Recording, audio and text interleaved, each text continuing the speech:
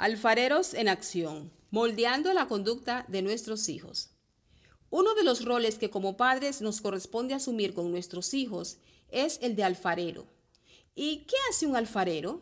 Pues sencillamente moldear el barro para convertirlo en un objeto útil y productivo. De igual manera, nos corresponde como papás ir moldeando, en este caso la conducta de nuestros hijos, a fin de que sean capaces de integrarse a la sociedad y en conjunto con otros ofrecer a esta aportes valiosos y significativos para su desarrollo. En esta sección del foro chat estaremos tratando los siguientes temas. ¿Qué es una conducta?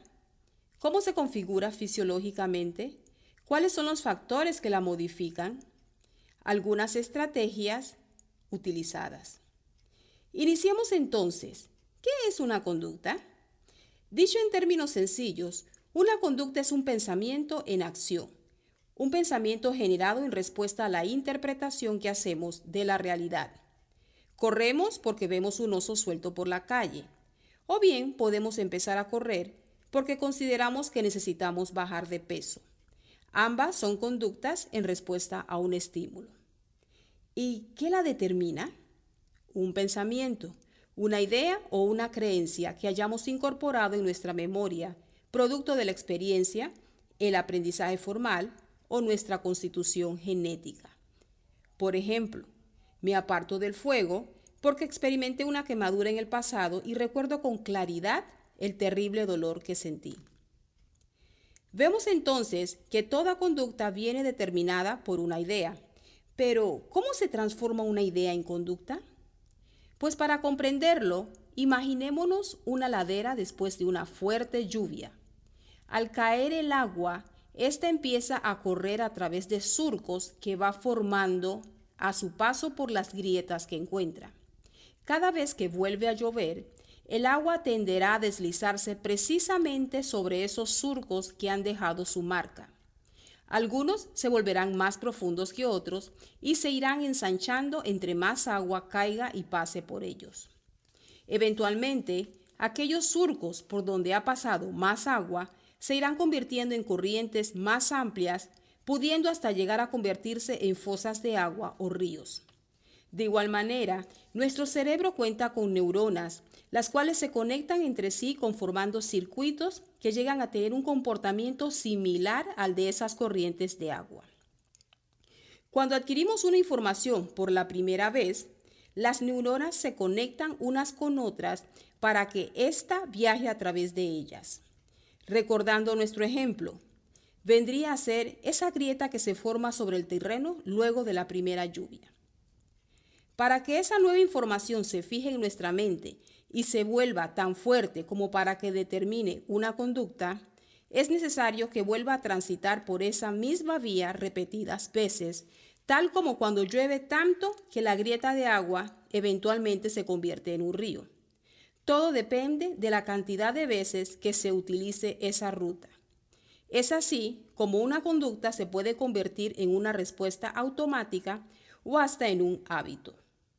Resumiendo, para que ocurra una conducta, debe haber primero un estímulo, que luego generará un pensamiento.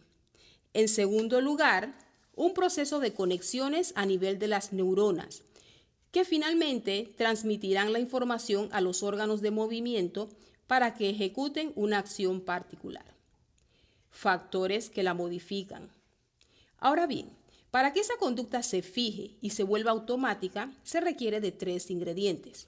Primeramente, debe emitirse de forma repetitiva. ¿Recuerdan el ejemplo de la ladera por donde corría el agua? Para convertirse en riachuelo, primero debe pasar mucha agua a través de ella. En segundo lugar, esa repetición debe darse de forma consistente, casi ininterrumpida. Y en tercer lugar, debe generar una sensación de placer a quien la ejecuta. Tenemos un área del cerebro vinculada con las sensaciones placenteras. Está ubicada en lo que conocemos como el sistema límbico. La activación de esta área determina gran parte de nuestras acciones. Las personas tienden a repetir las actividades que directamente estimulan esta área, aún en detrimento de su bienestar físico. Un ejemplo clásico es el de las adicciones. Aplicaciones terapéuticas.